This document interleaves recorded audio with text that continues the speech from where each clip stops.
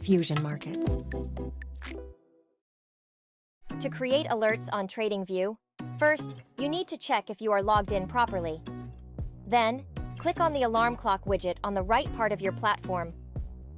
Click on Create Alert, and from there, you can modify your conditions.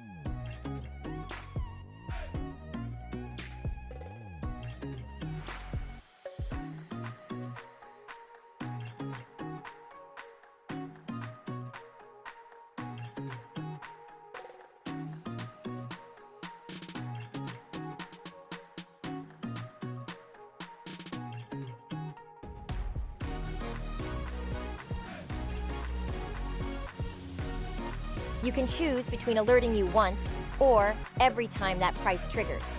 Don't forget to set your preferred date and time to be alerted. You will then name your alert for this trigger and then click on Create. You can also input a description there that can help you identify what the alert is for. The alert will show under the Alerts panel, and once it's triggered as shown, it will be located under the Alerts log.